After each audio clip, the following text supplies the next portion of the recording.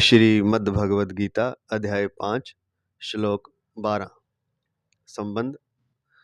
अब भगवान आगे के श्लोक में अन्वय और व्यतिरेक रीति से कर्मयोग की महिमा का वर्णन करते हैं। श्लोक इस प्रकार है। युक्ताः कर्म फलम त्यक्त्वा शान्तिमाप्नोति नैष्ठिकीम्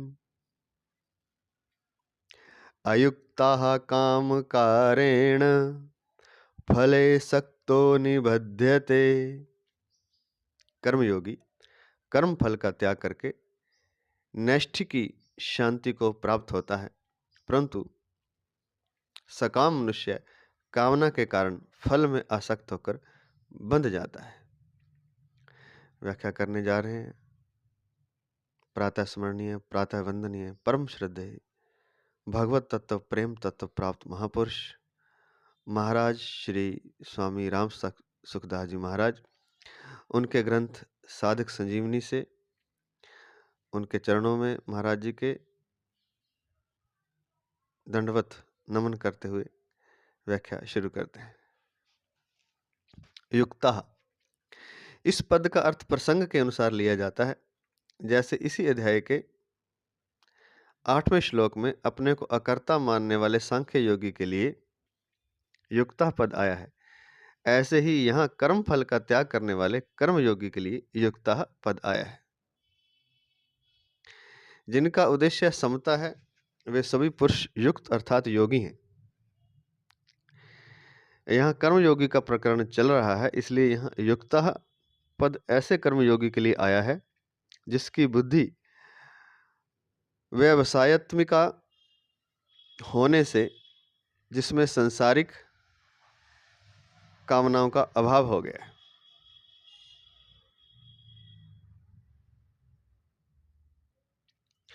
कर्म फलम त्यक्त्वा, यहाँ कर्म फल का त्याग करने का तात्पर्य फल की इच्छा आसक्ति का त्याग करना है।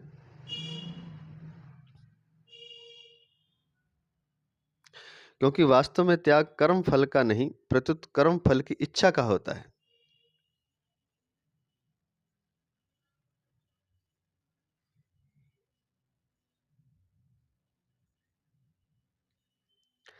कर्म फल की इच्छा का त्याग करने का अर्थ है किसी भी कर्म और कर्म फल से अपने लिए कभी किंचन मात्र भी किसी प्रकार का सुख लेने की इच्छा न रखना। कर्म करने से एक तो तात्कालिक फल सुख मिलता है और दूसरा परिणाम में फल मिलता है। इन दोनों ही फलों की इच्छा का त्याग करना है। अपना ये जो बात लिखी है यहाँ, कर्म करने में एक तो तात्कालिक फल, कर्म करने में सुख मिलता है। जिसको जिस कर्म का कार्य करने का शौक होता है तो उसको उस कर्म में सुख मिलता है। ये कर्म की आसक्ति है, इसका भी त्याग करने की बात आई है। तो कर्म करने से एक तात्कालिक फल सुख मिलता है। ऐसे ही कोई क्रिया करने से, वो भी एक कर्म ही होता है, कर्म का ही रूप है, उसमें भी एक तत्कालीन सुख मिलता है। करते हुए कर्म करने से एक तो तात्कालिक फल अर्थात सुख मिलता है, उसका त्याग करना, इसको कहा है गीता में कर्म की आसक्ति, अर्थात करते हुए कर्म को जो सुख का अनुभव आप करते हैं उसकी आसक्ति, उसका त्याग करना है। त्याग करना होता है कर्मयोगी को। दूसरा परिणाम में फल मिलता है कि इस कर्म को करने से जो फल की प्राप्ति होती है, इन दोनों ही फलों की इच्छा का त्याग करना है। कर्म करते हुए अर्थात कर्म में आसक्ति का और कर्म फल में आसक्ति का, दोनों का त्याग करना है। अपना कुछ नहीं है, अपने लिए कुछ नहीं करना है और अपने को कुछ नहीं चाहिए। ये 3 सूत्र जो जीवन में अपना लेगा उसके लिए मुक्ति कहाँ दूर है। आज ही अभी ही जिस क्षण दृढ़ निश्चय कर लेगा उसी क्षण मुक्त हो जाएगा। अपना कुछ नहीं है, वास्तव में है क्या अपना? इस धरा धाम पर आए थे हम, इस मृत्यु लोक में कुछ लेके आए थे? कुछ भी तो नहीं लेके आए थे। कोई रिश्ता, कोई नाता, कोई धन, कोई संपत्ति, कोई वस्त्र, कोई मकान, कोई गाड़ी, कोई बंगला, कोई ज़मीन, कोई धन, कुछ भी तो नहीं लेके आए थे। इसलिए अपना कुछ नहीं है। और जब जाएँगे, तो इन चीज़ों में से कोई चीज़ साथ जाएगी। कोई रिश्ता, कोई धन, कोई वस्तु, कोई व्यक्ति, कोई पदार्थ, कोई ज़मीन, कोई सोना, स्वर्ण, कोई बैंक बैलेंस, यहाँ तक कि अपना शरीर, इंद्रियाँ आदि भी साथ नहीं जाएँगी। तो इसलिए अपना कुछ नहीं है, नंबर 1 बात, ये दृढ़ निश्चय होना चाहिए। वास्तव में अपना कुछ नहीं है, इसको हमने मान नहीं रहे, पर हम मानते नहीं। हम सोचते हैं कि सब कुछ अपना है। शरीर, इंद्रियाँ, मन, बुद्धि, पदार्थ, वस्तु, व्यक्ति सब अपने, कोई अपना नहीं है।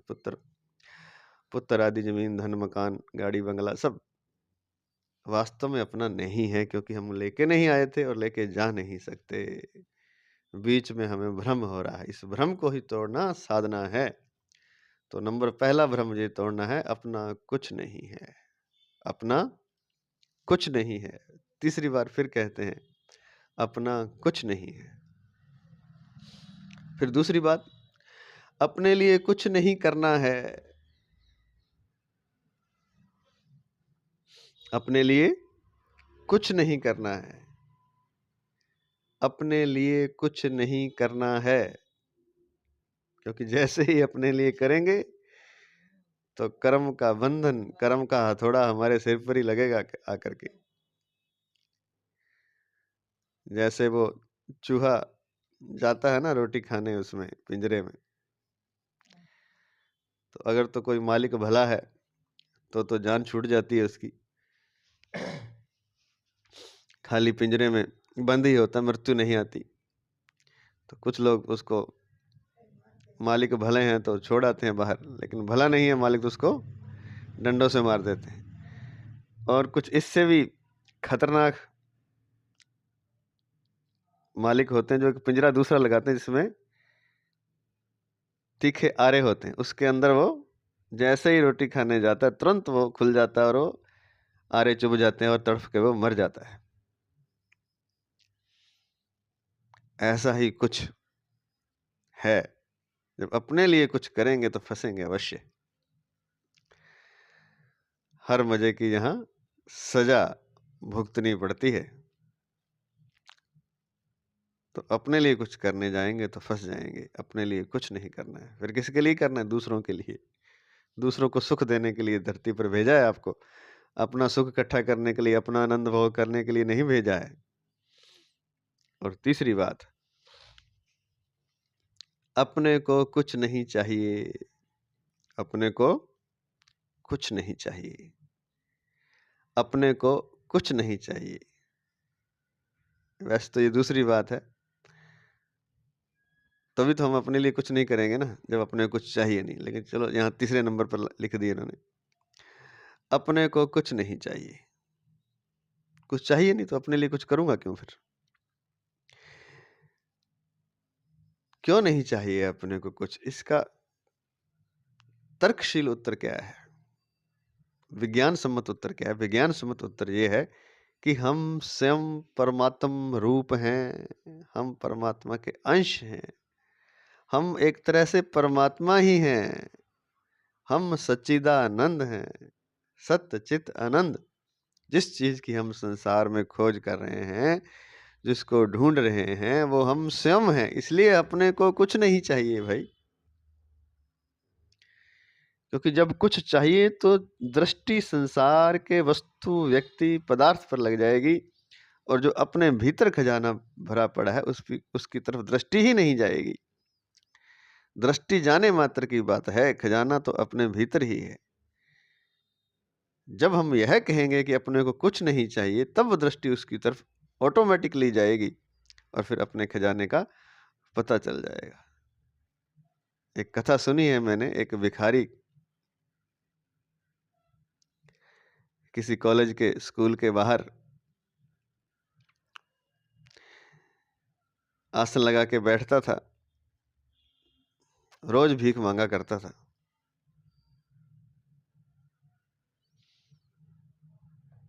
कॉलेज स्कूल वाले बच्चे कुछ दे देते थे, कुछ राहगीर दे देते थे।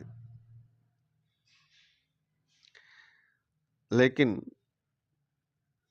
जब वो मरा, एक दिन उसकी मृत्यु हो गई बहुत सालों बाद, तो लोग आसपास के इकट्ठे हो गए। उन्होंने कहा कि इसको क्या करें, इसको दफना देते हैं। तो कहते कहाँ दफनाएं? तो कहते यहीं दफना देते हैं, यहाँ ये भीख मांगता था, इसी जगह पर, इसी जगह से इसको मोह था, इसी जगह पर इसको दफना देते। तो उस जहाँ वो बैठता था वहाँ गड्ढा खोदना शुरू किया। जैसे ही थोड़ा गहरे गए तो देखा कि वहाँ नीचे खजाना था, सोने की मोहरें और सब नीचे भरा पड़ा था बर्तनों में।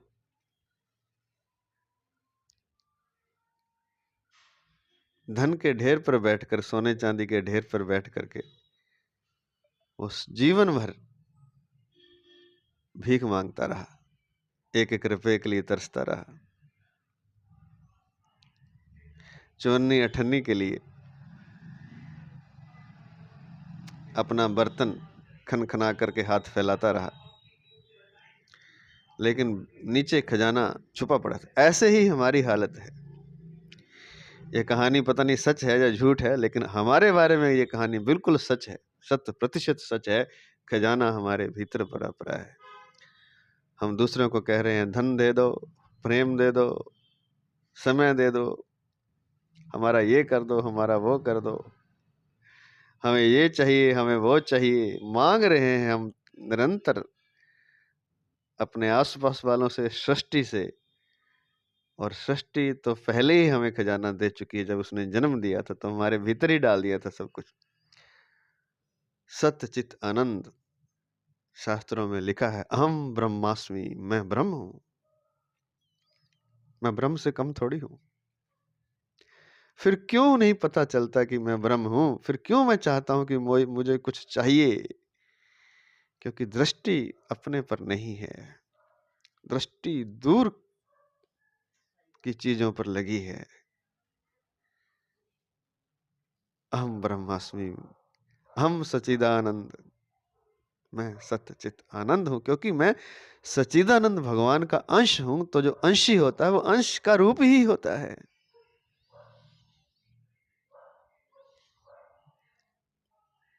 जैसे सागर में से चाहे एक बूंद हम अलग कर लें तो होगी तो वो सागर जैसी ना, उसके सारे गुण सागर जैसे ही होंगे। उसमें प्यास बुझाने की क्षमता होगी, उसमें सब कुछ होगा, सागर से भिन्न नहीं है। हम तो बूंद की तरह नहीं, हम तो बहुत हिस्सा हैं, बल्कि पूरा परमात्मा ही है एक तरह से।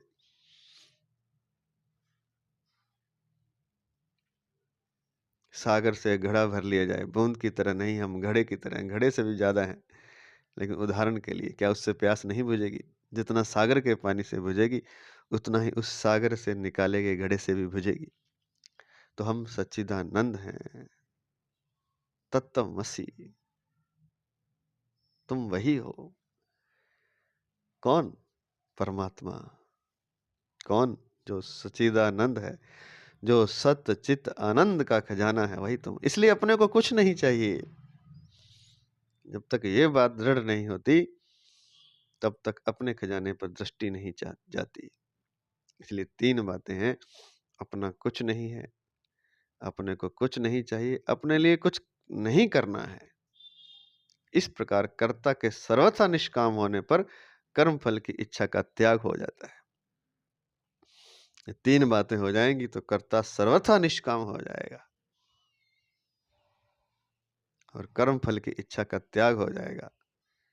तो यहाँ तक ही लिखा है, लेकिन पीछे बहुत बार लिख चुके हैं। जैसे ही कर्म फल की इच्छा का त्याग सर्वथा हो जाएगा, वैसे अपने स्वरूप में स्थिति हो जाएगी, वैसे ही अपने सत्यचित आनंद स्वरूप को जीव जान जाएगा, परमात्मा हो जाएगा, आत्मा और परमात्मा का मिलन हो जाएगा। संचित कर्मों के अनुसार प्रारब्ध बनता है। प्रारब्ध के अनुसार मनुष्य का जन्म होता है और मनुष्य जन्म में नए कर्म होने से नए कर्म संस्कार संचित होते हैं। जो कि प्रारब्ध बन जाते हैं अगले जन्म के लिए। परंतु कर्म फल की आसक्ति का त्याग करके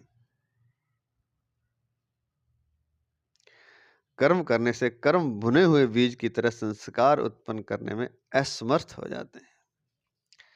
जैसे बीज को भून दिया जाए और फिर उसको धरती में डाला जाए तो फिर वह उग नहीं सकता, पैदा नहीं होगा, क्योंकि जो उसका तत्व था पैदा होने वाला वो जल गया, समाप्त हो गया।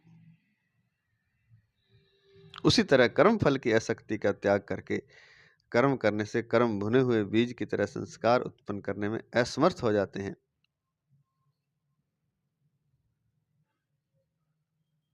और उनकी संज्ञा अकर्म हो जाती है।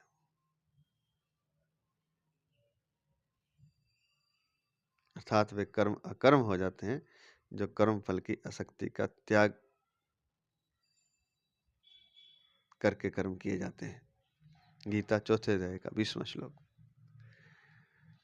वर्तमान में निष्काम भाव पूर्वक किए कर्मों के प्रभाव से उसके पुराने कर्म संस्कार भी समाप्त हो जाते हैं, संचित कर्म भी समाप्त हो जाते हैं। वर्तमान में अगर हम निष्काम भाव पूर्वक कर्म करते हैं तो उनका प्रभाव इतना बढ़ जाता है। ये वाले तो खत्म होते ही हैं, वर्तमान वाले तो कर्म अकर्म हो जाते हैं, लेकिन जो संचित कर्म है अर्थात उसके जो पुराने संस्कार हैं वो भी समाप्त हो जाते हैं। गीता चौथे अध्याय का 23वां श्लोक पीछे हम कर चुके हैं। इस प्रकार उसके पुनर्जन्म का कारण ही समाप्त हो जाता है। पुराने कर्म संस्कार जो कि प्रारब्ध बन के आने थे,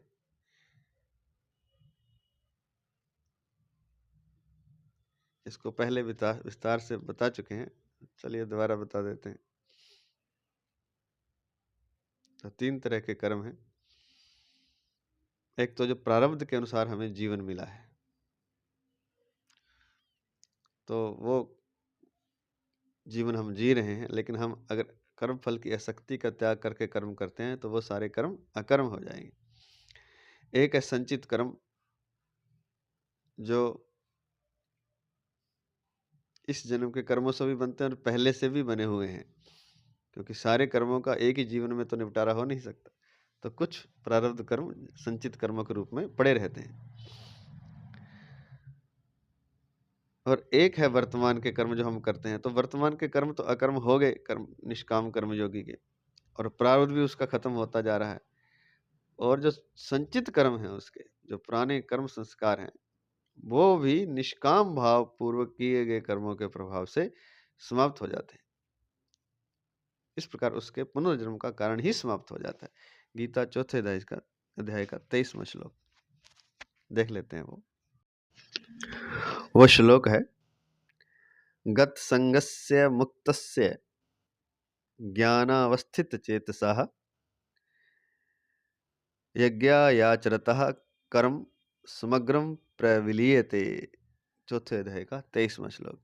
जिसकी आसक्ति सर्वथा मिट गई है, जो मुक्त हो गया है, जिसकी बुद्धि स्वरूप के ज्ञान में स्थित है, ऐसे केवल यज्ञ के लिए कर्म करने वाले मनुष्य के संपूर्ण कर्म नष्ट हो जाते हैं। प्रारब्ध, संचित और क्रियामान अर्थात वर्तमान के कर्म सब प्रविलीयते नष्ट हो जाते हैं। समग्रम कर्म प्रविलीयते संपूर्ण कर्म नष्ट हो जाते हैं। कर्म फल 4 प्रकार के होते हैं।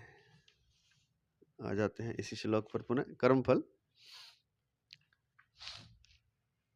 4 प्रकार के होते हैं। नंबर 1, दृष्ट कर्म फल, वर्तमान में किए जाने वाले नए कर्मों का फल जो तत्काल प्रत्यक्ष मिलता हुआ दिखता है, जैसे भोजन करने से तृप्ति होना, पढ़ाई करने से नौकरी लगना। नहीं, पढ़ाई करने वाला नहीं है, भोजन करने से तृप्ति होना, ये दृष्ट कर्म फल है जो तुरंत प्रत्यक्ष फल मिलता हुआ दिखता है। नंबर 2, अदृष्ट कर्म फल, वर्तमान में किए जाने वाले नए कर्मों का फल जो अभी तो संचित रूप से संग्रहित होता है, पर भविष्य में इस लोक और परलोक में अनुकूलता या प्रतिकूलता के रूप में मिलेगा। तो जैसे कोई मेहनत कर रहा है तो भविष्य में उसे एक अच्छी नौकरी मिल सकती है, या कोई और पुण्य कर्म कर रहा है तो इस लोक में या परलोक में उसके लिए अनुकूलता की प्राप्ति होगी, या कोई पढ़ाई नहीं कर रहा और खेल कूद कर रहा है तो भविष्य में भटकाव होगा उसका, या कोई गलत संगत में पड़ गया है तो इसी जीवन में भविष्य में प्रतिकूलता के रूप में उसे जीवन को जीना पड़ेगा, सहना होगा प्रतिकूलताओं को। तो ये हो गया अदृष्ट कर्मफल, जो इसी जीवन में समय पाकर मिलते हैं, थोड़े समय बाद, 5 साल 10 साल 20 साल बाद, या फिर परलोक में मिलते हैं। नंबर 3 है प्राप्त कर्मफल। प्रारब्ध के अनुसार वर्तमान में मिले हुए शरीर, जाति, वर्ण, धन, संपत्ति, अनुकूल या प्रतिकूल परिस्थिति आदि जो हमें मिला हुआ है वो प्रारब्ध के अनुसार मिला हुआ है, जिसमें हमारा शरीर भी है, हमारी जाति है, जिस जाति में हमने जन्म लिया, हमारा वर्ण है, क्षत्रिय वर्ण है, शूद्र वर्ण है, ब्राह्मण वर्ण है,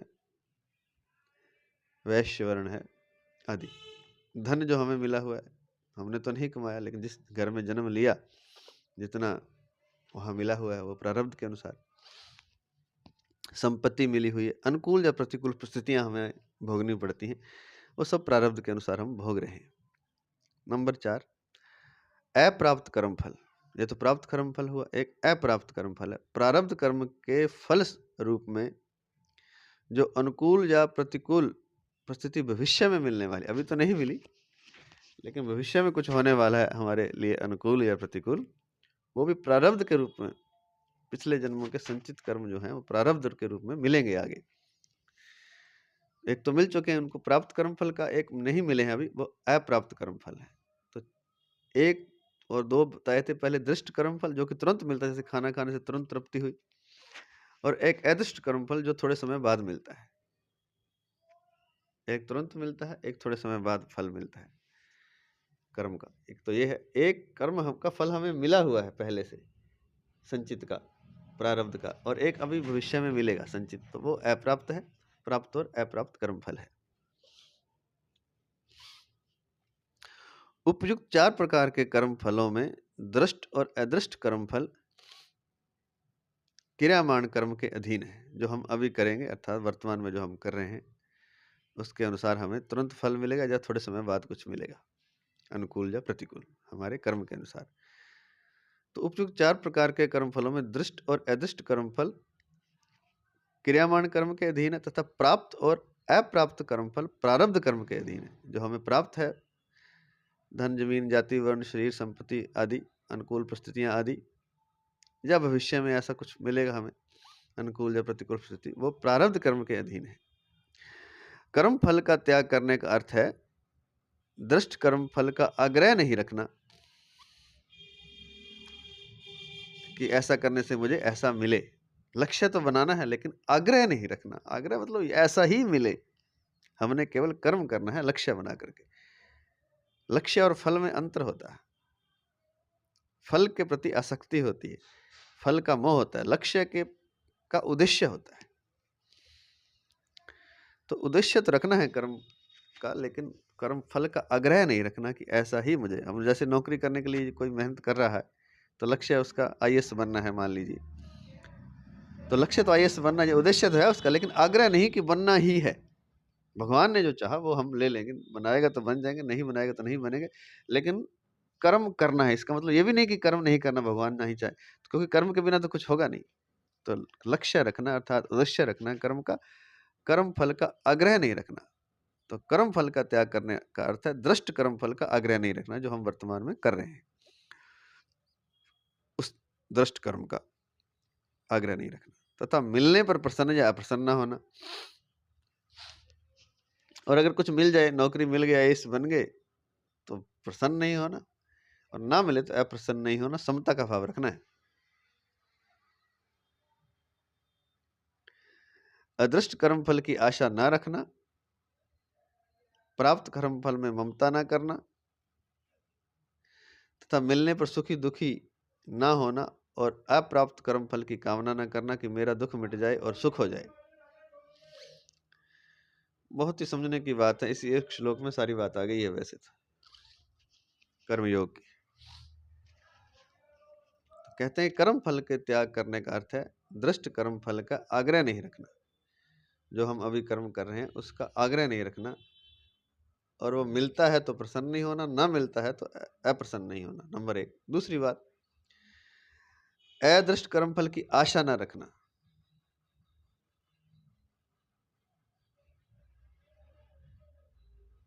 ये तो दृष्ट कर्म फल का आग्रह कि ऐसा मिलना चाहिए, ऐसा मिलना चाहिए, नौकरी वाली बात अदृष्ट कर्म के अंतर्गत आएगी, क्योंकि वो थोड़ा समय पाकर मिलेगा। तो अदृष्ट कर्म फल की आशा नहीं रखनी।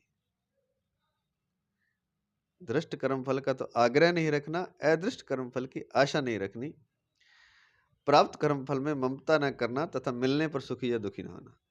जो भविष्य में हमें मिलेगा आज के कर्मों का फल, उसमें ममता न करना तथा मिलने पर सुखी या दुखी ना होना, और अप्राप्त कर्म फल की कामना न करना, और जो प्राप्त नहीं है अप्राप्त कर्म फल है उसकी कामना न करना। क्या है अप्राप्त कर्म फल?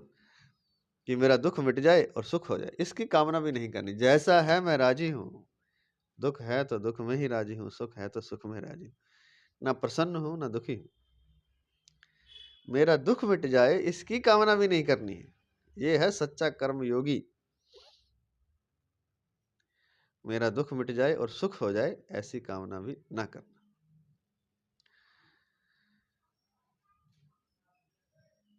साधारण मनुष्य किसी न किसी कामना को लेकर ही कर्मों का आरंभ करता है और कर्मों की समाप्ति तक उस कामना का चिंतन करता रहता है। जैसे व्यापारी धन की इच्छा से व्यापार आरंभ करता है तो उसकी वृत्तियां धन के लाभ और हानि की ओर ही रहती हैं। लाभ हो जाए हानि ना हो। धन का लाभ होने पर वह प्रसन्न होता है और हानि होने पर दुखी होता है। इसी तरह सभी मनुष्य स्त्री पुत्र धन मान बढ़ाई आदि कोई न कोई अनुकूल फल की इच्छा रखकर कर्म करते ही हैं। इसी तरह सभी मनुष्य स्त्री पुत्र धन मान बढ़ाई आदि कोई न कोई अनुकूल फल की इच्छा रखकर, शादी करवानी है, प्रेम करना है, स्त्री चाहिए या पुरुष चाहिए, शादी हो गई है तो पुत्र चाहिए, और इन सब के लिए धन चाहिए, नौकरी चाहिए, ये सब कुछ हो गया तो फिर मान चाहिए, बड़ाई चाहिए, सम्मान चाहिए समाज में आदि कोई न कोई अनुकूल फल की इच्छा रखकर ही कर्म करते हैं। परंतु कर्म योगी फल की इच्छा का त्याग करके कर्म करता है। बस ये अंतर है। कर्म तो वो भी करेगा, कर्म वो भी करेगा, लेकिन वो फल की इच्छा का त्याग करके अपने उद्देश्य के लिए कर्म करेगा।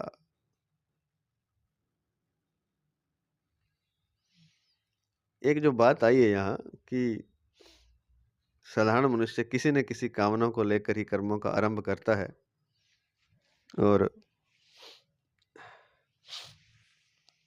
कर्मों की समाप्ति तक उस कामना का चिंतन करता रहता है। ये जो चिंतन है ना, यही बाधा है।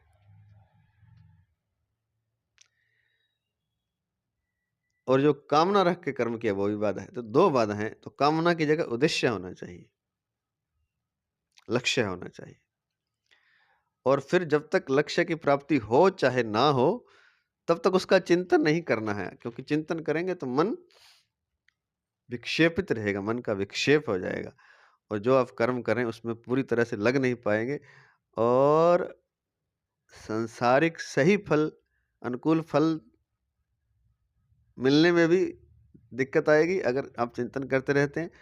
और किसी तरह मिल भी जाए तो जो चिंतन का समय आपने 20 साल खराब कर दिया, जैसे बचपन से पढ़ाई शुरू की और फिर आपने नौकरी के लिए तैयारी की, कर्म तो किया लेकिन चिंतन भी करते रहे, सोचते रहे ऐसे होगा, ऐसे होगा, ऐसे होगा, तो वो चिंतन में जो समय खराब हो गया, वो अगर चिंतन ना करते तो वो साधना बन जाता।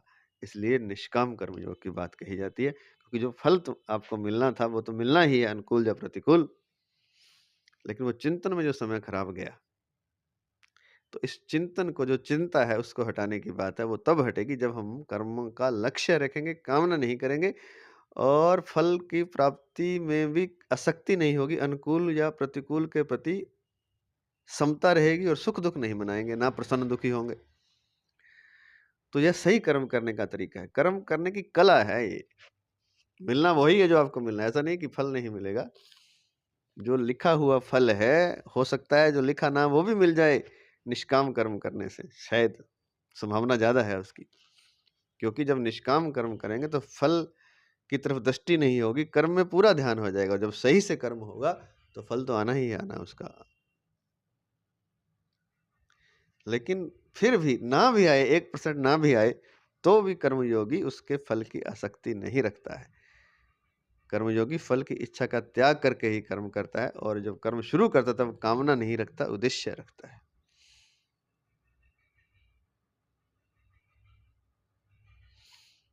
यहाँ स्वाभाविक प्रश्न उठता है कि अगर कोई इच्छा ही ना हो तो कर्म करे ही क्यों? इसके उत्तर में सबसे पहली बात तो यह है कि कोई भी मनुष्य किसी भी अवस्था में कर्मों का स्वतः त्याग नहीं कर सकता। तो कर्म करे क्यों? कोई इच्छा नहीं है, एक प्रश्न उठ गया। सबसे पहला उत्तर तो यह है कि इच्छा की बात तो अलग है। पहले बात तो यह है कि कर्म करे बगैर रह नहीं सकता कोई। गीता 3 अध्याय का 5वां श्लोक, इसको भी देख लेते हैं। न हि कश्चित् क्षणमपि जातु तिष्ठत्य कर्मकृत् कार्यते हयवशः कर्म सर्वः प्रकृति जैर्गुणैः। अर्थात कोई भी मनुष्य किसी भी अवस्था में क्षण मात्र भी कर्म किए बिना नहीं रह सकता, क्योंकि प्रकृति के परवश हुए सब प्राणियों से प्रकृति जन्य गुण कर्म करवा लेते हैं। क्योंकि प्रकृति के परवश हुए सब प्राणियों से प्रकृति जन्य गुण कर्म करवा लेते हैं। न ही कश्चित् क्षणमपि जातु तिष्ठत्य कर्मकृत् कार्यते हवेशः कर्म सर्वः प्रकृति जहि गुणैः। 3 अध्याय का 5वां श्लोक। अर्थात कर्म किए बिना क्षण भर भी नहीं रह सकता। तो एक तो ये बात है, इच्छा ना हो फल की तो भी कर्म तो वो करेगा।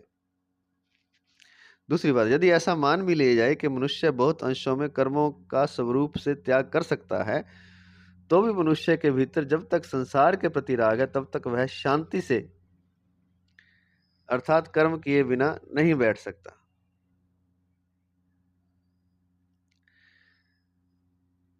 तो पहला ये प्रश्न तो पहले प्रश्न समझ लिया, दोबारा समझ लेते हैं कि स्वाभाविक प्रश्न उठता है कि अगर कोई इच्छा ही नहीं है तो कर्म ही क्यों करे? क्योंकि लिखा है कि कर्मयोगी फल की इच्छा का त्याग करके कर्म करता है। तो उसके उत्तर में पहली तो बात यह कि मनुष्य कर्म किए बिना रह नहीं सकता। अगर इच्छा नहीं है तो कर्म क्यों करे, अर्थात कर्मों को त्याग दे, तब भी वो कर्म करेगा। यदि ऐसा मान भी लिया जाए कि मनुष्य बहुत अंशों में पूर्णतः नहीं कर सकता, बहुत अंशों में कर्मों का स्वरूप से त्याग कर सकता है, तो भी मनुष्य के भीतर जब तक संसार के प्रति राग है तब तक वह शांति से अर्थात कर्म किए बिना नहीं बैठ सकता। अर्थात उससे विषयों का चिंतन अवश्य होगा, जो कि कर्म है। तो शांति से नहीं बैठ सकता। वो बाहर से कर्म तो त्याग सकता है, लेकिन तो उससे विषयों का चिंतन अवश्य होगा, जो कि कर्म है। अगर वो कर्मों को छोड़ भी देगा, एकांत में चला जाएगा, तो हो सकता है वो बहुत अंशों में कर्मों का त्याग कर दे, लेकिन चिंतन अवश्य करेगा। अगर मन से वो चिंतन कर रहा है संसार के राग के कारण, संसार के रस का या विषयों का या किसी भी तरह का संसार का वो चिंतन कर रहा है, तो वो कर्म ही है। विषयों का चिंतन होने से वह कर्मश पतन की ओर चला जाएगा। गीता 2 अध्याय का 62वां 63वां श्लोक। इसलिए जब तक राग का सर्वथा अभाव नहीं हो जाता तब तक मनुष्य कर्मों से नहीं छूट सकता, चाहे वो कर्म करे इच्छा रख के, चाहे वो कर्म ना करे। कर्म करने से पुराना राग मिटता है और निस्वार्थ भाव से केवल परहित के लिए कर्म करने से नया राग पैदा नहीं होता। तो ये एक बहुत खास बात है कि कर्म करने का एक शौक होता है मनुष्य के मन में। तो कर्म करने से पुराना राग मिटता है। तो जो कर्म करने का एक वो कह सकते हैं मन में जो खुरखुरी है, वो कर्म करने से ही मिटेगी। इसलिए वो स्वरूप से कर्मों का त्याग कर देगा तो चिंतन करेगा, तो इसलिए उसे कर्म करते रहना चाहिए। तो कर्म करने से पुराना जो राग है, जो मन के अंदर कर्म करने की जो खुरखुरी है, वो मिट जाएगी। और अगर वो निस्वार्थ भाव से करेगा परहित के लिए, तो नया राग पैदा नहीं होगा, नया रस पैदा नहीं होगा, क्योंकि रस इसलिए पैदा हो रहा है कि हम अपने लिए कर्म कर रहे हैं।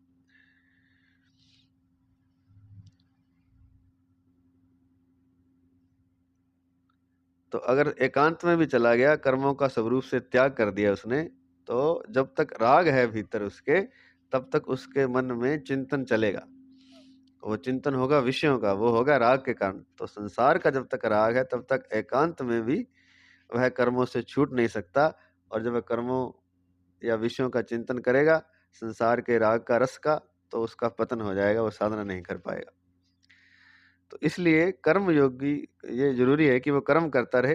कर्म करने से एक तो पुराना राग मिट जाएगा, और निस्वार्थ भाव से परहित के लिए कर्म करने से नया राग पैदा नहीं होगा।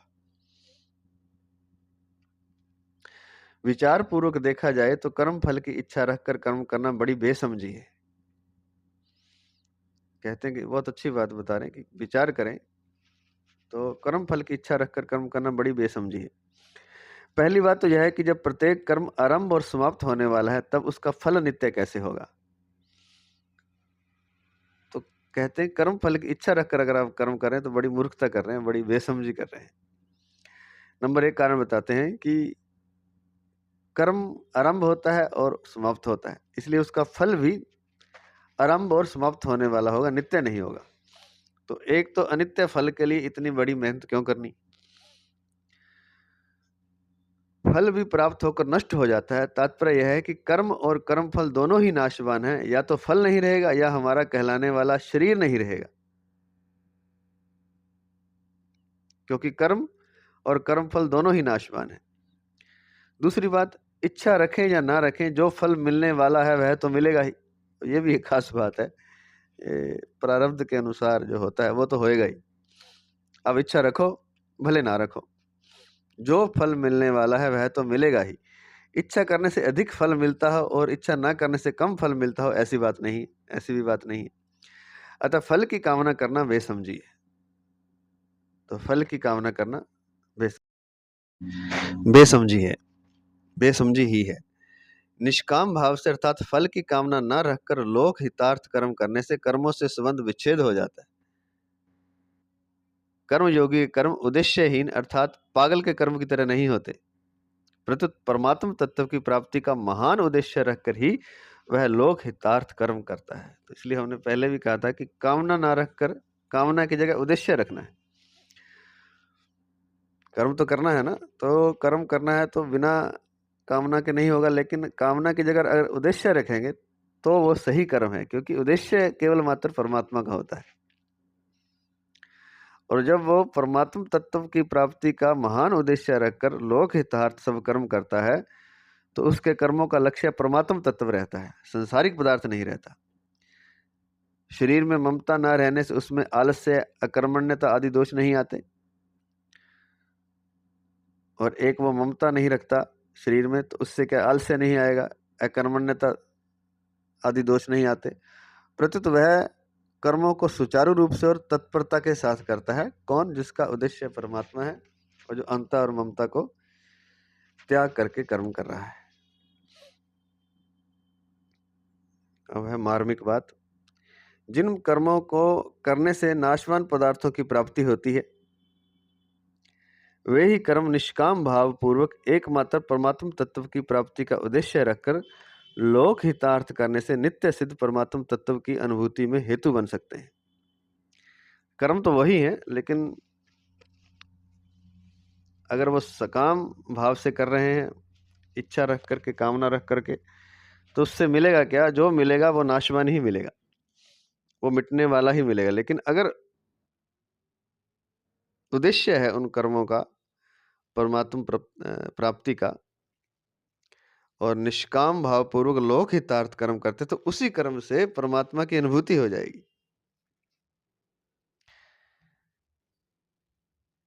परमात्म तत्व की प्राप्ति का उद्देश्य रखकर लोक हितार्थ करने से नित्य सिद्ध परमात्म तत्व की अनुभूति में हेतु बन सकते हैं।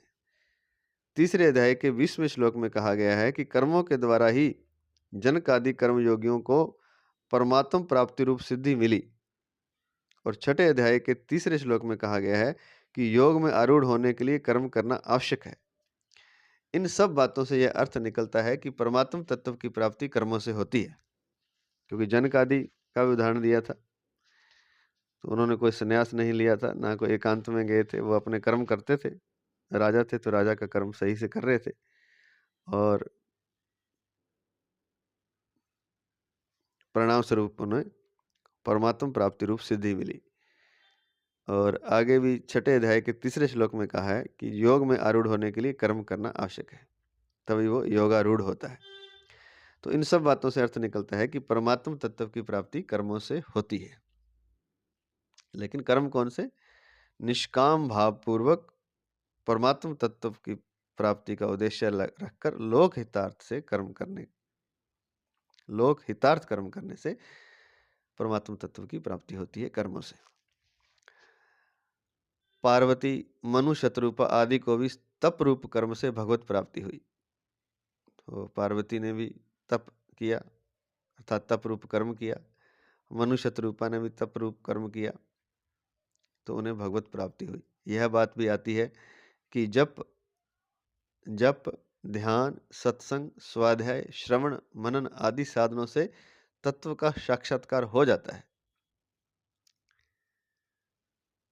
तो एक तप से भी प्राप्ति होती है और जप से भी होती है, ध्यान से भी, सत्संग से भी, मात्र सत्संग सुनने से भी हो जाती है, स्वाध्याय शास्त्रों का अध्ययन करने से भी हो जाती है, श्रवण करने से अच्छी बातों का शास्त्रों का और उन पर मनन करने आदि साधन है, अलग अलग आदि साधनों से तत्व का साक्षात्कार हो जाता है। इसके विपरीत ऐसी बात भी आती है कि तप आदि कर्मों से भगवत प्राप्ति नहीं होती। तो इसके विपरीत ऐसी बात भी कि तप से भगवत प्राप्ति नहीं होती। गीता 11वें अध्याय का 53वां श्लोक।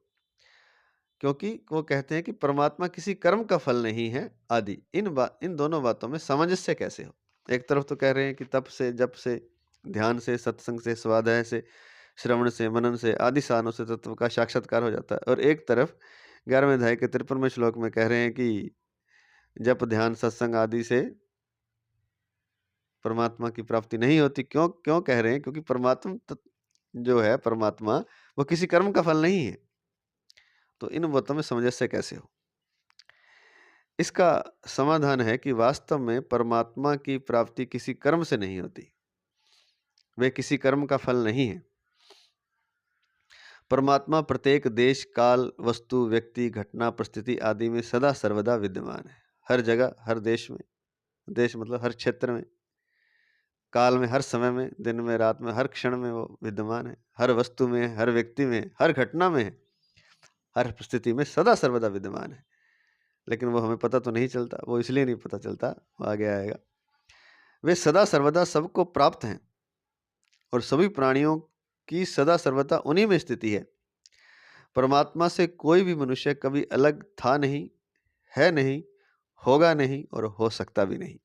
परंतु जड़ प्रकृति के कार्य, शरीर, इंद्रियां, मन, बुद्धि, पदार्थ आदि से अहंता ममता पूर्वक अपना संबंध मानते रहने से मनुष्य परमात्मा से विमुख हो जाता है। ये कारण है। जो जड़ प्रकृति है, हमारा शरीर है, हमारी इंद्रियां हैं, हमारा मन है, बुद्धि है, ये सब जड़ प्रकृति है। इससे हम संबंध मानते रहते हैं, लगातार इनसे हम संबंध मान के चलते हैं। मेरा शरीर, मेरी इंद्रियां, मेरा मन, मेरी बुद्धि। इसके अलावा पदार्थों से, वस्तुओं से, व्यक्तियों से अपना संबंध माने रखते हैं। तो संबंध जो हमें परमात्मा से मानना था, वो हम वस्तुओं आदि से माने रहते हैं। इसलिए नित्य परमात्मा होने से भी देश, काल, वस्तु, व्यक्ति, घटना, परिस्थिति हर एक कण कण में होने से, सदा सर्वदा विद्यमान होने से भी उसका हमें अनुभव नहीं होता, क्योंकि हमारा ध्यान ही नहीं है। हमारा ध्यान तो जड़ पदार्थों की ओर है, शरीर, इंद्रिय, मन, बुद्धि, पदार्थ, वस्तु, व्यक्ति आदि की तरफ। प्रकृति के कार्य शरीर, इंद्रियां, मन, बुद्धि, पदार्थ आदि से अहंता ममता पूर्वक अपना संबंध मानते रहने से मनुष्य परमात्मा से विमुख हो जाता है। एक तो अहंता होती है, अहंकार पूर्ण संबंध मानता, एक ममता पूर्ण मैं, एक तो ये हो गया अहंकार हो गया, एक ममता ये शरीर मेरा है, मैं और मेरा। तो इन दोनों कारणों से हमें परमात्मा तत्व का ज्ञान नहीं होता, बल्कि उससे विमुख हो जाते हैं। और जो वास्तव में अपने हैं उन परमात्मा को अपना ना मानकर जो अपने हैं नहीं उन नाशवान पदार्थों को अपना मानने लग जाता है। अतः जड़ पदार्थों के साथ जीव का जो राग युक्त संबंध है उसे मिटाने में ही संपूर्ण साधनों की सार्थकता है। तो जीव ने जो जड़ पदार्थों के साथ अपना राग युक्त अर्थात रस युक्त संबंध बना लिया, रस आ रहा है ना उन चीजों में, वस्तु व्यक्ति पदार्थ में, इसलिए वो संबंध बना हुआ है वहां, लेकिन वो है जड़। वो जो रस है वो भी भ्रम है और जो राग है वो भी भ्रम है, उसी को हटाना है। अतः जड़ पदार्थों के साथ जीवन का जो राग युक्त संबंध है उसे मिटाने में ही संपूर्ण साधनों की सार्थकता है। तो उस संबंध को मिटाना है। तो जितने भी साधन हैं, जप तप ध्यान सत्संग स्वाध्याय श्रवण मनन, इनसे करना केवल इतना है कि जो जीव का पदार्थों के साथ, वस्तुओं के साथ, व्यक्तियों के साथ राग युक्त संबंध है, रस युक्त संबंध है, उसे मिटाना है इन साधनों द्वारा। जड़ता से सर्वथा संबंध विच्छेद होते ही नित्य प्राप्त परमात्मा का अनुभव हो जाता है। यह बात बहुत बार आ चुकी है कि जैसे ही जड़ से आपका संबंध विच्छेद होगा, शरीर इंद्रियां मन बुद्धि भी जड़ हैं, पदार्थ वस्तु व्यक्ति भी जड़ हैं, तो जैसे ही संबंध विच्छेद होगा नित्य प्राप्त परमात्मा का अनुभव हो जाता है। अतः तप आदि साधन करते करते जब जड़ता से संबंध विच्छेद हो जाता है, तो तप से भी वही होता है, जड़ता से संबंध विच्छेद हो जाता है, तभी परमात्मा प्राप्ति होती है। मुख्य बात है जड़ता से संबंध विच्छेद, चाहे वो जप से हो चाहे वो तप से हो। वही संबंध विच्छेद जब बहुत सुगमता से वही संबंध विच्छेद तब बहुत सुगमता से हो जाता है जब निष्काम भाव से केवल लोक हित के लिए कर्तव्य कर्म किए जाएं। तो आसान जो तरीका है वो निष्काम भाव से लोक हितार्थ कर्तव्य कर्म करने से है, आसानी से परमात्मा की प्राप्ति हो जाएगी। बाकियों में तो तप भी मुश्किल है, जप भी मुश्किल है। तप तो बहुत ही मुश्किल है, सर्दी गर्मी बरसात को सहते हुए, जैसे माँ पार्वती ने किया था एक पांव पर खड़े होकर के हजारों साल तक।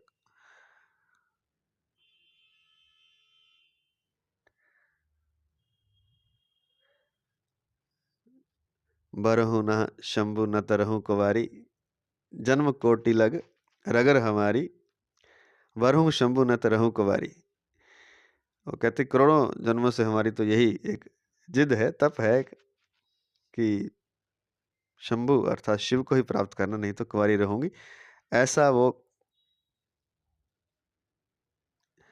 कह करके वो एक पांव पर खड़े होकर के हाथ जोड़ के, उनका एक चित्र भी है ऐसा, उन्होंने हजारों सालों तक सर्दी गर्मी बरसात आदि को सहते हुए तप किया।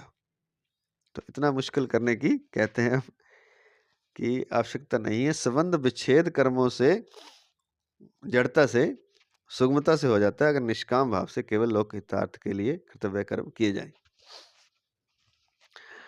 आगे कहते हैं कि परमात्मा किसी साधन से खरीदे नहीं जा सकते। ये साधन है जब तप ध्यान सत्संग स्वाध्याय श्रवण मनन।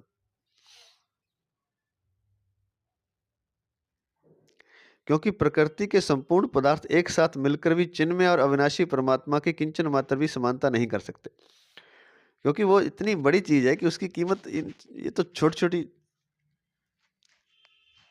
चीजें जिससे कि परमात्मा की विशालता को पाया नहीं जा सकता। क्यों?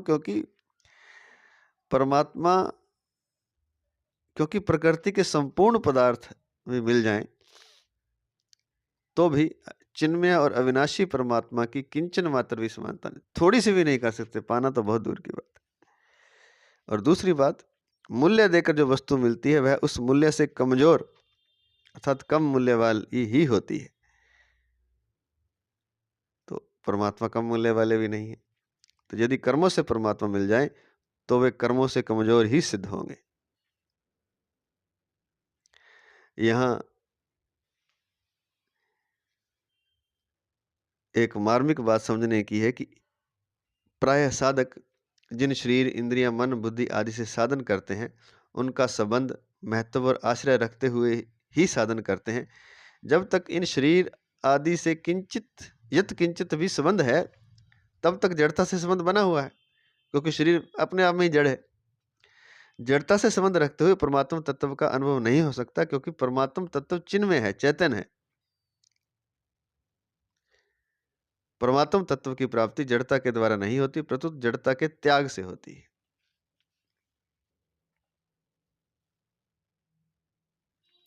जिस जाति का शरीर है, उसी जाति के ये शरीर, इंद्रियां, मन, बुद्धि आदि हैं। अतः इन्हें संसार का ही मानकर संसार की ही सेवा में लगा दें, जो कि कर्म योग है। परंतु इन शरीर आदि से किंचन मात्र भी अपना संबंध न माने, इन्हें महत्व न दें, इनका आश्रय न रखें, क्योंकि असत से संबंध रखते हुए असत की सर्वथा निवृत्ति नहीं हो सकती। असत से संबंध विच्छेद करने के लिए निष्काम भाव से किए हुए सब कर्म साधन सहायक होते हैं।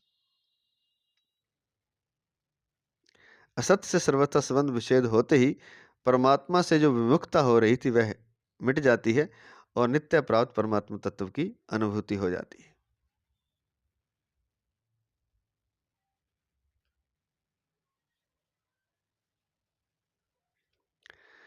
अगला पद है शांति मापनोति नैष्ठिकीम।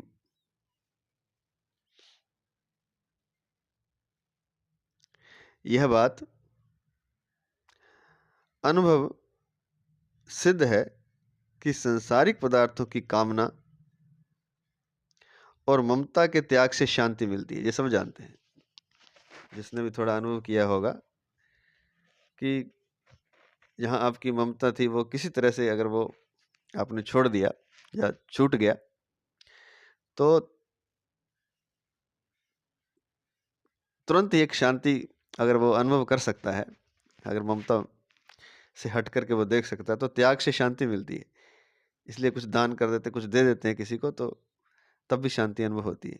तो यह बात अनुभव सिद्ध है कि सांसारिक पदार्थों की कामना और ममता के त्याग से, कामना कर हटा दें हम तो भी शांति मिलती है, क्योंकि कामना करते रहेंगे, इच्छा करते रहेंगे तो मन चिंतित रहेगा। तो जैसे ही कामना त्यागेंगे तो मन एकदम शांत हो जाएगा, और ममता त्याग देंगे तो भी शांत हो जाएगा। तो ये सबका अनुभव है। सुषुप्ति में जब संसार की विस्मृति हो जाती है, तब उसमें भी शांति का अनुभव होता है।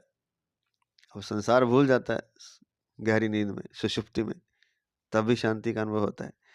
यदि जागृत में ही संसार का संबंध विच्छेद हो जाए तो फिर कहना ही क्या, अर्थात कामना ममता का त्याग हो जाए। तो एक उदाहरण दिया सुषुप्ति का। सुषुप्ति में ना तो कामना होती है, क्योंकि संसार होता ही नहीं, ना ममता होती है, लेकिन शांति तो होती। और एक दूसरा उदाहरण है कि सांसारिक पदार्थों को जब हम त्याग देते हैं, दान कर देते हैं, या कामना और ममता का त्याग, तो भी शांति मिलती है। तो ये दोनों जो अनुभव हैं, वो कहते हैं कि यदि जागृत में ही हम संसार का संबंध विच्छेद अर्थात कामना ममता का त्याग कर दे तो फिर तो कहना ही क्या। अगर जागृत में हम सर्वथा कामना ममता का त्याग कर दें तो वो जो नींद में सुषुप्ति की जो शांति है, वैसी शांति का अनुभव हो जाएगा। तो फिर तो कहना ही क्या है। ऐसे ही नींद आने, किसी कार्य के पूरा होने, लड़की का विवाह होने आदि से भी एक शांति मिलती है। जैसे कामना और ममता के त्याग से शांति मिलती है, ऐसे ही किसी कार्य के पूरे होने से भी मिलती है। दोनों तरफ मिलती है, हम ध्यान नहीं देते। पूरा होने वाली का तो हमें अनुभव ज़्यादा है, कामना त्याग के अनुभव से जो शांति उसका कम है, कामना ममता के त्याग का जो, लेकिन होता है, ये अनुभव सिद्ध बात है। ऐसे ही नींद आने, किसी कार्य के पूरा होने, लड़की का विवाह होने आदि से भी एक शांति मिलती है। तात्पर्य है कि संसारिक कामना ममता और आसक्ति का त्याग करते ही शांति प्राप्त होती है, परंतु इस शांति का उपभोग करने से अर्थात इसमें सुख लेने से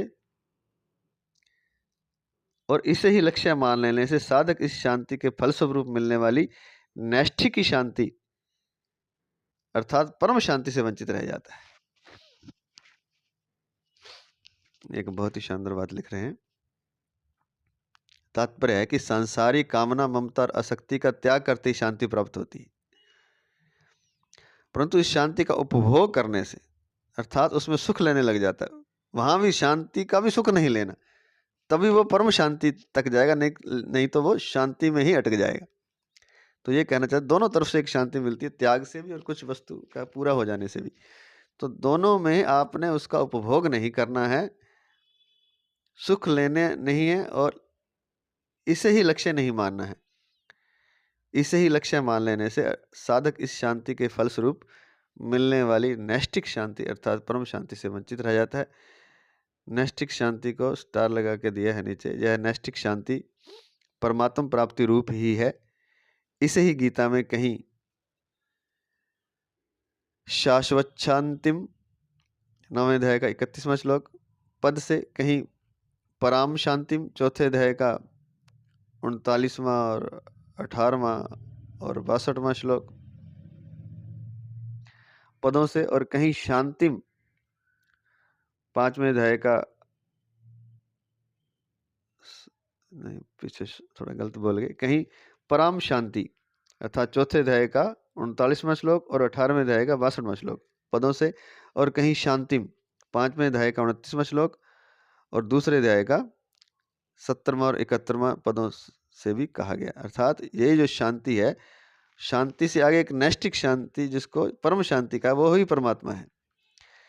तो शांति का अगर आनंद नहीं लेंगे तो हम परमात्मा तत्व की प्राप्ति उससे हो जाएगी, जिसको अलग अलग शब्दों से कहा गया है गीता में। शाश्वत शांतिम, शांतिम, पराम शांतिम आदि पदों से कहा गया है। अर्थात परम शांति से वंचित रह जाता है, कारण कि यह शांति ध्येय नहीं है परंतु परम शांति का कारण है। योगारूढ़स्य तस्यैव शमः कारण मुच्यते, गीता 6थे अध्याय का 3रा श्लोक। परम शांति का उद्देश्य परमात्मा है। संसार के संबंध विच्छेद से होने वाली शांति, सत्व गुण से संबंध रखने वाली शांति, सत्व गुण से संबंध रखने वाली सत्व की संसार के संबंध विच्छेद से होने वाली शांति सत्व गुण से संबंध रखने वाली सात्विक शांति है। जब संसार से कोई चीज छूट जाती है, संबंध विच्छेद हो जाता है, तो वो जो शांति आती है वो सात्विक की शांति है। जब तक साधक इस शांति का भोग करता है और इस शांति से मुझ में शांति है इस प्रकार अपना संबंध मानता है कि मैं शांत हो गया, मुझ में शांति, इस प्रकार अपना संबंध मानता है, तब तक परिच्छिन्नता रहती है। गीता 14वें अध्याय का 6वां श्लोक।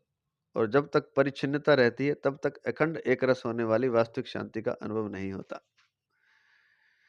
परिच्छिन्नता मतलब वो पूरी तरह टुकड़ों में मिलती है। वो जब जो शांति प्राप्त होने पर यह कहता है कि मैं अंदर से शांत हूं, जब मुझे शांति की प्राप्ति हो गई है, तब तक वो शांति परिच्छिन्न है, वो एक रस अखंड नहीं है। गीता 14वें अध्याय के 6ठे श्लोक में लिखा है। तो अखंड एक रस रहने वाली वास्तविक शांति का अनुभव उसे नहीं होता जब तक वो शांति का भी भोग करता है। अगला पद है अयुक्तः काम कारण फले सक्तो निबध्यते। जो कर्मयोगी नहीं है प्रत्युत कर्मी है, केवल कर्म करता है, ऐसे सकाम पुरुषों के लिए यहां अयुक्तः पद आया है।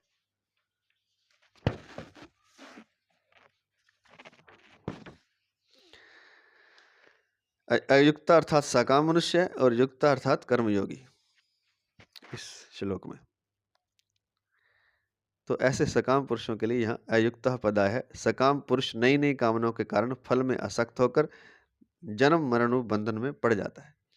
वो कामना करता रहता है और फिर वो कामनाओं को भगवान, क्योंकि भगवान तो आपकी इच्छा को सबको पूरा करते ही हैं, तो जितनी कामनाएं होंगी फिर उतने जन्मों में वो पूरी होंगी। इस जन्म में नहीं हुई तो बहुत बड़ी कामनाएं हैं, तो ऐसा होता ही एक कामना और फिर अगर पूरी भी हो जाए तो नई कामना खड़ी हो जाती है। तो सकाम पुरुष नई नई कामनाओं के कारण फल में आसक्त होकर जन्म मरण बंधन में पड़ जाता है। कामना मात्र से कोई भी पदार्थ नहीं मिलता, अगर मिलता भी है तो सदा साथ नहीं रहता। तो पहली बात तो कामना से कुछ मिलता नहीं, अगर मिल जाता है तो सदा साथ तो रहेगा नहीं। ऐसी बात प्रत्यक्ष होने पर भी पदार्थों की कामना रखना प्रमाद ही है। ऐसा सब जानते हैं हम कि कोई पदार्थ हमेशा साथ नहीं रह सकता, कोई वस्तु व्यक्ति पदार्थ, ऐसी बात प्रत्यक्ष है, फिर भी हम पदार्थों की कामना रखते हैं, वस्तु व्यक्तियों की पदार्थ कामना रखते हैं, तो यह प्रमाद है। तुलसीदास जी महाराज कहते हैं अंतहु तो ही तजेंगे पामर तू न तजे अभीते। विनय पत्रिका 198 में दिया है। अरे पापी, तू अभी नहीं त्यागेगा तो अंत में सब तज देंगे तेरे को, शरीर भी त्याग देगा तेरे को। तू पहले ही त्याग दे तो परमात्मा तत्व की प्राप्ति हो जाए। अंतहु तो ही तजेंगे, पामर तू न तजे अभी ते। इसका अर्थ यह है नहीं कि पदार्थों को स्वरूप से छोड़ दे। अगर स्वरूप से छोड़ने पर ही मुक्ति होती तो मरने वाले, शरीर छोड़ने वाले सभी मुक्त हो जाते। स्वरूप से त्याग की बात नहीं कर रहे, पदार्थों से जो आसक्ति है, जो संबंध है, उसको त्याग की बात हो रही है। क्योंकि अगर ऐसा होता तो मरने वाला तो सब छोड़ ही देता, तो उस समय मुक्त हो जाना चाहिए। पदार्थ तो अपने आप ही स्वरूप से छूटते चले जा रहे हैं, अतः वास्तव में उन पदार्थों में जो कामना, ममता और आसक्ति है उसी को छोड़ना है। पदार्थ तो छूट ही रहे हैं, शरीर भी तो छूट ही रहा है, सब कुछ छूट रहा है। बस आपने जो उनमें कामना है, ममता है, आसक्ति है, उसी को छोड़ना है। क्योंकि पदार्थों से कामना, ममता, आसक्ति पूर्वक माना हुआ संबंध ही जन्म मरण रूप बंधन का कारण है। कर्म योग के आचरण से, अर्थात कर्मों का प्रवाह केवल परहित के लिए होने से, यह माना हुआ संबंध सुगमता से छूट जाता है। तो कई तरीके हैं। तो भगवान तो यहाँ कर्म योग पर बहुत जोर लगा रहे हैं। तो कहते हैं कर्म योग से ये सुगमता से छूट जाएगा, आसानी से छूट जाएगा। वो कर्म योग क्या है? कर्मों का प्रवाह केवल परहित के लिए, अपने लिए कुछ नहीं करना, सब कुछ दूसरों के हित के लिए, दूसरों के सुख के लिए, लोक हितार्थ निष्काम कर्म ही कर्म योग है। और इससे कामना, ममता, आसक्ति आसानी से छूट जाती है, जन्म मरण बंधन रूप कारण ही छूट जाता है। और कर्म योग के आचरण से यह माना हुआ संबंध सुगमता से छूट जाता है और मुक्ति की प्राप्ति होती है। 2 मिनट में अंत में परिशिष्ट भाव है। वास्तव में मुक्ति के लिए अथवा परमात्मा प्राप्ति के लिए साधन करना भी फलासक्ति है। अगर हम मुक्ति के लिए हम कोई साधन कर रहे हैं, जप तप ध्यान समाधि प्राणायाम आदि, स्वाध्याय मनन आदि, तो वह भी साधन जो हम कर रहे हैं मुक्ति के लिए, वो फलासक्ति तो है, फल ही तो चाहते हैं हम मुक्ति का। मनुष्य की आदत पड़ी हुई है कि वह प्रत्येक कार्य फल की कामना से करता है। ये आदत है, ये एक तरह से बीमारी है, बिना फल के कुछ करता ही नहीं। और वास्तव में जो सही कर्म है वो निष्काम, बिना फल वाला जो कर्म है वही सही फल है, सही कर्म है। इसलिए कहा जाता है कि मुक्ति के लिए, परमात्मा प्राप्ति के लिए साधन करें, क्योंकि प्रत्येक कार्य फल की कामना से करता है। इसलिए कहा जाता है कि मुक्ति के लिए भाई ध्यान करो, साधन करो, प्राणायाम करो, जप तप आदि करो, परमात्मा प्राप्ति के लिए साधन करें। वास्तव में ध्यान केवल असाधन को मिटाने के लिए है। ध्यान से परमात्मा तो नहीं मिलेगा, लेकिन जो साधन है वास्तव में साधन केवल असाधन को मिटाने के लिए है। जप तप आदि जो भी हम साधन यूज कर रहे हैं, उपयोग में ला रहे हैं, वो केवल असाधन को मिटाने के लिए। मुक्ति तो स्वतः सिद्ध है। ऐसे ही है जैसे मूर्ति गढ़नी नहीं है, पत्थर में मूर्ति तो विद्यमान है, जो फालतू पत्थर लगा हुआ है उसको हटाना है। तो वास्तव में साधन केवल असाधन को मिटाने के लिए है। मुक्ति तो स्वतः सिद्ध है, परमात्मा नित्य प्राप्त है। परमात्मा प्राप्ति किसी क्रिया का फल नहीं है, किसी क्रिया के फल से परमात्मा नहीं मिलता। अतः कुछ करने से परमात्मा प्राप्ति होगी ऐसी इच्छा रखना भी फल इच्छा है। तो ये बड़ी दिक्कत है। और ऐसे हम लंबी साधना हम करते हैं, सालों साल, 10 20 50 साल भी लगाते हैं लोग, फिर भी मिलता नहीं। उसका कारण यही है कि ये फल हो गया एक, और फल में जब आसक्ति है तो फिर परमात्मा की प्राप्ति नहीं होगी। अतः कुछ करने से परमात्मा प्राप्ति होगी ऐसी इच्छा रखना भी फल इच्छा है, क्योंकि परमात्मा प्राप्ति किसी क्रिया का फल नहीं है। परमात्मा तो नित्य प्राप्त है, मुक्ति स्वतः सिद्ध है। साधु को यह नहीं देखना चाहिए कि मैं यह साधन करूंगा तो इसका यह फल होगा। फल को देखना ही फलासक्ति है। अगर वो साधन करे तो साधन भी ऐसे करे कि बस साधन ही करना है, इसी वर्तमान में रह करके मुझे निष्काम भावपूर्वक साधन करना है। तो साधु को यह नहीं देखना चाहिए कि मैं यह साधन करूंगा तो इसका यह फल होगा। फल को देखना ही फलासक्ति है, जिससे वर्तमान में साधक ठीक नहीं होता, साधन ठीक नहीं होता। फिर अगर फल की तरफ ध्यान रहेगा तो सही से साधन नहीं हो पाएगा।